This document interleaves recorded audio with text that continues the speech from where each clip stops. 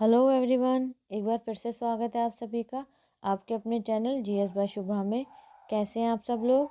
मैं आशा करती हूँ आप सभी लोग बहुत ही अच्छे होंगे, एकदम स्वस्थ होंगे। चलिए अब अपनी आज की पॉलिटी की क्लास पर आते हैं। जैसे कि आपको पता है कि कल हम जो टॉपिक था हमारा, जो हम पढ़ रहे थे, प्रीएम्बल ऑफ द कॉन्स्टिट्यूशन, संविधान की प्रस्तावना, वो टॉपिक हमारा कल कंप्लीट हो चुका था।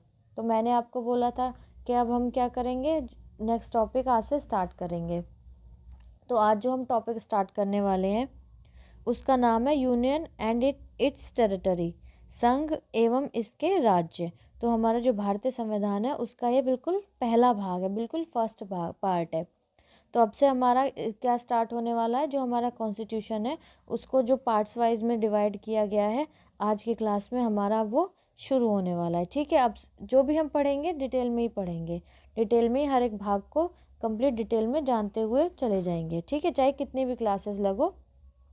तो आज की हमारी ये जो क्लास है इस टॉपिक की पहली क्लास है, और ये हमारा जो हम टॉपिक शुरू कर रहे हैं ये हमारा जो भारतीय संविधान है उसका पहला भाग है, जिसको किस नाम से हम जानते हैं, संघ एवं इसके क्षेत्र, यूनियन एंड इट्स टेरिटरी।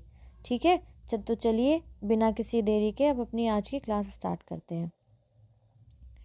तो सबसे पहले हमको क्या बताया गया है, क्या कहा गया है, यह कहा गया है संविधान के भाग 1 के अंतर्गत अनुच्छेद 1 से 4 तक में संघ एवं इसके क्षेत्र की चर्चा की गई है। अब जो हमारा भारतीय संविधान है, इंडियन कॉन्स्टिट्यूशन है, तो उसका जो पहला भाग है, उसका फर्स्ट पार्ट जो है, तो उसके अंतर्गत उसके अंदर अनुच्छेद 1 से 4 तक, आर्टिकल 1 से लेके आर्टिकल 4 तक में क्या है, संघ और उसके जो क्षेत्र आते हैं उनकी चर्चा की गई है, उनके बारे में बताया गया है। जो भारत है, हमारा भारत देश, तो उसके जो संघ और उसके अंडर अंतर्गत जो क्षेत्र आते हैं उनके बारे में सारा कंप्लीट डिटेल में बताया गया है। ठीक है, तो चलिए अब हम इसके बारे में जानते हैं।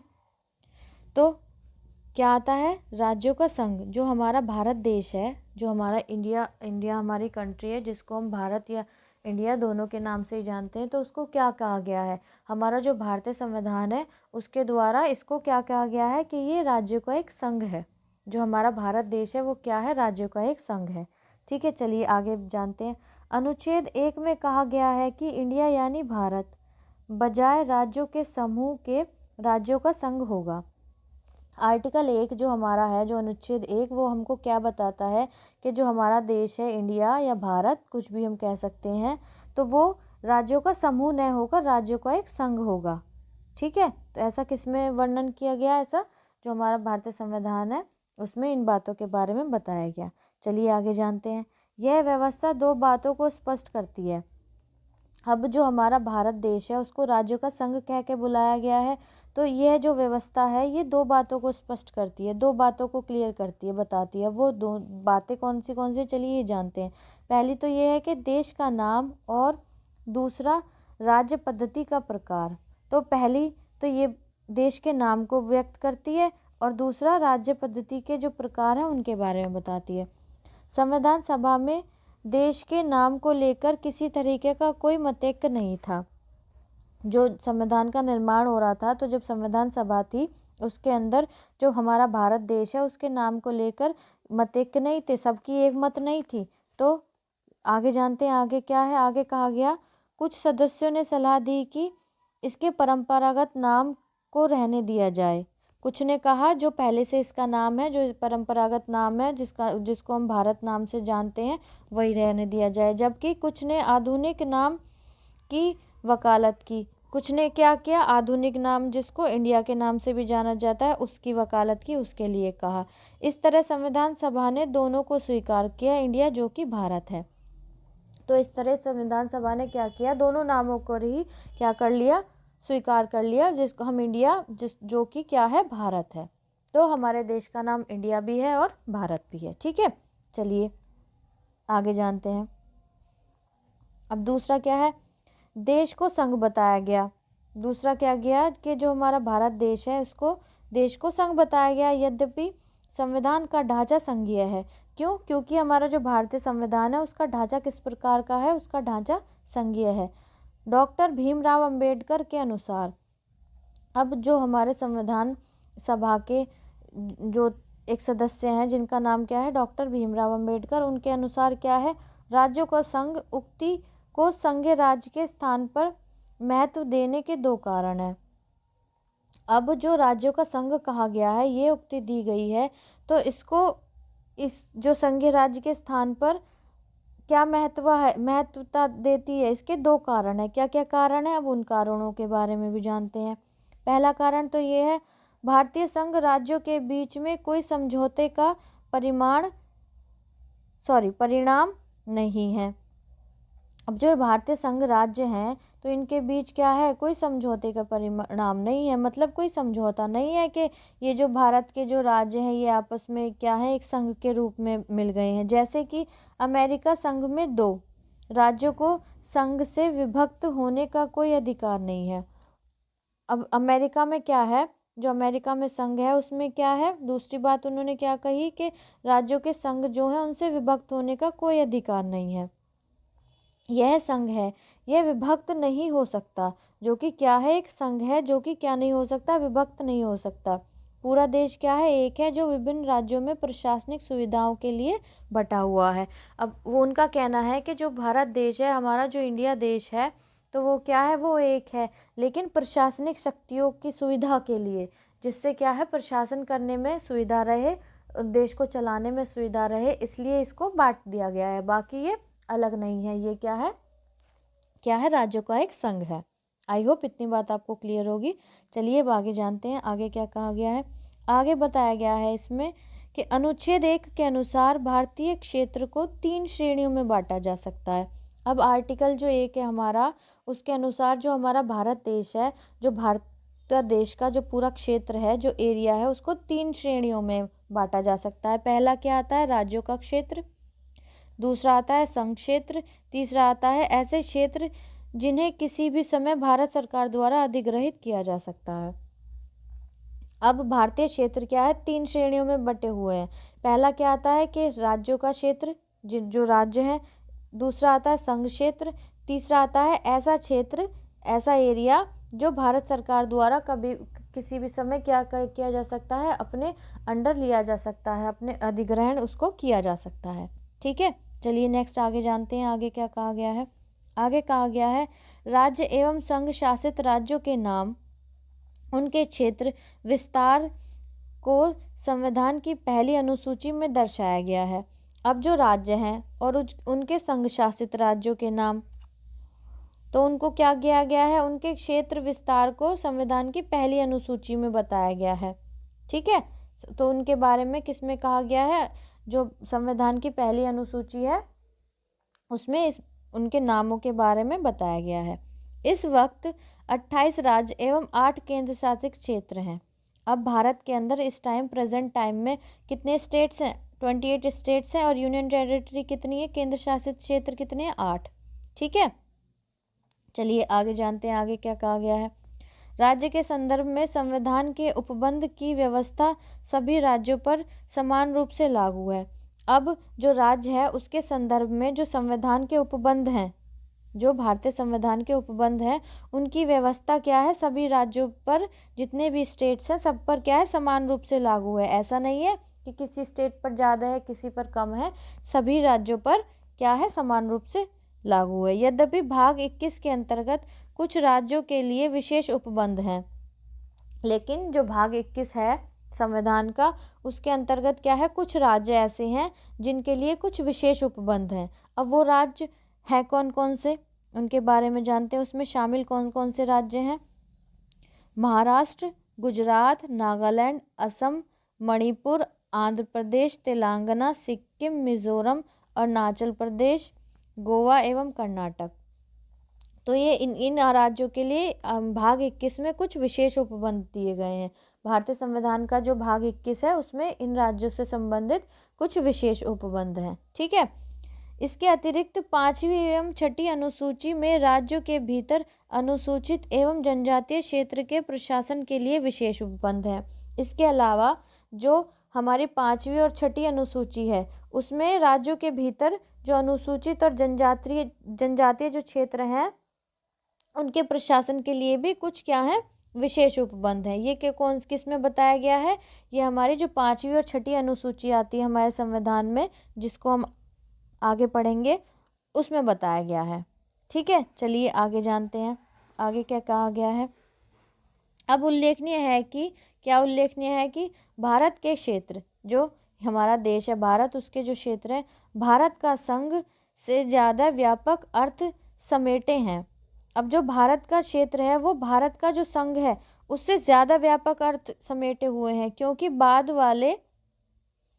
वाले जो हैं में सिर्फ राज्य शामिल हैं, क्योंकि बाद वालों में क्या है, सिर्फ राज्य शामिल है। लेकिन जो पहले में है, न केवल राज्य वरन बल्कि संघ शासित क्षेत्र एवं वे क्षेत्र जिन्हें केंद्र सरकार द्वारा भविष्य में कभी भी अधिग्रहित किया जा सकता है।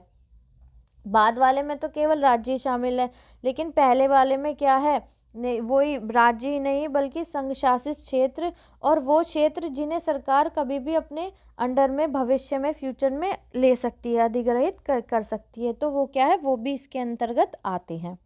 ठीक है, राज्य के संघ के अंतर्गत हम किसकी बात कर रहे हैं, हम ये जान रहे हैं कि किस प्रकार से भारत देश को राज्य का संघ कह सकते हैं या कहा जा सकता है, किन किन रूपों में, क्या क्या टर्म और कंडीशंस हैं किन किन स्टेट्स के लिए, वो सब कुछ हम डिटेल में पढ़ रहे हैं। ठीक है, चलिए नेक्स्ट आगे जानते हैं, जो कि क्या है इसमें शामिल है। अब आगे है, संघीय व्यवस्था में राज्य इसके सदस्य हैं। संघीय व्यवस्था में क्या है, जो राज्य हैं इसके सदस्य हैं और केंद्र के साथ शक्तियों में बंटवारे में हिस्सेदार हैं। अब जो संघीय व्यवस्था है इसमें क्या है कि जो राज्य हैं इसके सदस्य हैं और केंद्र के साथ जो शक्तियां हैं ना, उनमें जो बंटवारा हो रहा है या बंटवारा होगा में क्या है, हिस्सेदार हैं। सबको समान शक्तियों में बांटा गया है। ठीक है, दूसरी तरफ संघ शासित क्षेत्र। अब जो संघ शासित क्षेत्र आते हैं एवं केंद्र द्वारा अधिग्रहित क्षेत्र जो आते हैं, जिनको केंद्र ने, जो सेंट्रल है उसने क्या किया है, अपने अंडर में कर लिया है, अधिग्रहण कर लिया है, तो क्षेत्र में सीधे केंद्र सरकार का प्रशासन होता है। जो हम यूनियन टेरिटरीज होती हैं हमारी उसमें, और जो केंद्र द्वारा अधिग्रहित किए गए क्षेत्र होते हैं उनमें सीधे किसका, केंद्र सरकार का प्रशासन होता है, उसमें सीधे केंद्र सरकार प्रशासन चलाती है। ठीक है, उसको राज्य के तरह ट्रीट नहीं किया जाता है। आई होप इतनी बात आपको क्लियर होगी। चलिए आगे चलते हैं, आगे क्या कहा गया है। एक संप्रभु राज्य होने के नाते भारत अंतर्राष्ट्रीय कानूनों के तहत विदेशी क्षेत्र का भी अधिग्रहण कर सकता है। अब जो संप्रभु राज्य हमारा, जो भारत देश है, वो एक संप्रभु राज्य है, तो उसके नाते जो भारत है वो अंतर्राष्ट्रीय कानूनों के तहत क्या है, जो विदेशी क्षेत्र हैं, जो भारत के अलावा और क्षेत्र जो है उसको भी क्या कर सकता है, अधिग्रहण कर सकता है। ठीक है, उदाहरण के लिए सत्तातरण संधि के अनुसार खरीद, उपहार या लीज, मतलब संधि, जैसे दो देशों में आपस में संधि हुई है उसके अनुसार, या फिर खरीद भी सकता है, किसी को उपहार दे भी, उपहार में लिया हुआ है तो उपहार में दे भी सकता है, ले भी सकता है। और लीज पर, मतलब कि जैसे पैसों पर ले लेते हैं, ये है दूसरे देश की जमीन जो है, भारत उसको लीज पर ले ले कुछ टाइम के लिए, ऐसे भी कर सकता है। और व्यवसाय, जैसे जिसे अभी तक किसी मान्य शासक ने अधिग्रहण नहीं किया हो, व्यवसाय के लिए ले सकता है, उस जिसको किसी भी मान्य शासक ने अब तक क्या ना किया हो, अपने अधिकार में नहीं किया गया हो, उस पर भी उस भारत क्या कर सकता है, उसको भी अधिग्रहित कर सकता है। जीता हो या हारा हो, कोई भी ऐसा जमीन भारत देश का अगर जीत लिया है किसी देश से तो वो भारत का हिस्सा हो जाएगा, और अगर भारत हार गया है तो वो भारत से चला जाएगा, वो दूसरे देश का हिस्सा हो जाएगा। ठीक है, आई होप इतनी बात आपको क्लियर होगी। चलिए नेक्स्ट आगे जानते हैं, आगे क्या कहा गया है। आगे कहा गया है, उदाहरण के लिए भारत ने संविधान लागू होने के बाद कुछ विदेशी क्षेत्रों का अधिग्रहण किया। अब एज एग्जाम्पल क्या है, कुछ विदेशी क्षेत्र ऐसे हैं जिनको जब हमारा भारतीय संविधान लागू हो गया था उसके बाद क्या किया, भारत ने अधिग्रहण किया, अपने क्षेत्र में मिला लिया, अपने जो एरिया है उसको इंक्रीज कर लिया, उसके अंदर मिला लिया। अब वो कौन से, जैसे दादर और नागर हवेली, गोवा, दमन एवं द्वीप, और पुडुचेरी एवं सिक्किम। तो इनको क्या किया, जब हमारा भारतीय संविधान लागू हो गया था तो भारत ने इन पर अपना अधिग्रहण कर लिया था। ठीक है, इन क्षेत्रों के अधिग्रहण के बाद में आगे चर्चा की जाएगी। अब इन क्षेत्रों के जो अधिग्रहण होगा उसकी हम आगे चलकर चर्चा करेंगे। यहाँ बस ये है कि समझाने के लिए सारी बातें आपको बताई जा रही हैं। चलिए नेक्स्ट आगे चलते हैं। आगे क्या कहा गया है, आगे बताया गया है अनुच्छेद 2 में संसद को यह शक्ति दी गई कि संसद विधि द्वारा ऐसे निबंधों और शर्तों पर जो वह ठीक समझे संघ एवं नए राज्यों का प्रवेश या उसकी स्थापना कर सकेगी। अब जो हमारा अनुच्छेद 2 आता है, आर्टिकल 2 आता है, आर्टिकल 2 में जो संसद है उसको यह शक्ति दी, उसको यह पावर दी गई कि संसद विधि द्वारा विधि द्वारा ऐसे नए निबंधनों और शर्तों पर जो वह ठीक समझे, अगर संसद को ठीक लगे तो संघ में नए राज्यों का प्रवेश या उनकी स्थापना कर सकेगी। तो संसद क्या कर सकती है, नए राज्यों का प्रवेश भी कर सकती है, नए राज्य बना सकती है। ठीक है, तो संसद क्या है, नए राज्य। जैसे पहले जो उत्तराखंड है और हमारा उत्तर प्रदेश है वो एक ही थे, लेकिन क्या हुआ 2009 में अलग हो गया था उत्तराखंड उत्तर प्रदेश से। तो संसद क्या कर सकती है, नए राज्य बना सकती है। ठीक है, अगर संसद को ठीक लगे तो। इस तरह अनुच्छेद 2 में संसद को दो शक्तियां प्रदान करता है। तो जो अनुच्छेद 2 है तो वो क्या है, जो आर्टिकल 2 है हमारा, जो भारतीय संसद है, पार्लियामेंट जो है हमारी भारतीय संसद, उसको 2 प्रकार की शक्तियां प्रदान करता है। कौन सी शक्तियां हैं उनके बारे में जानते हैं। पहली शक्ति है नए राज्य को भारत के संघ में शामिल करे। मतलब कोई नया राज्य है उसको नया राज्य से मतलब है कि भारत का जो राज्य से, यहाँ मतलब जो हम बार बार राज्य का भी नाम ले रहे हैं तो राज्य से स्टेट का तो है ही है, मतलब राज्य से मतलब है कि कोई अन्य देश भी हो।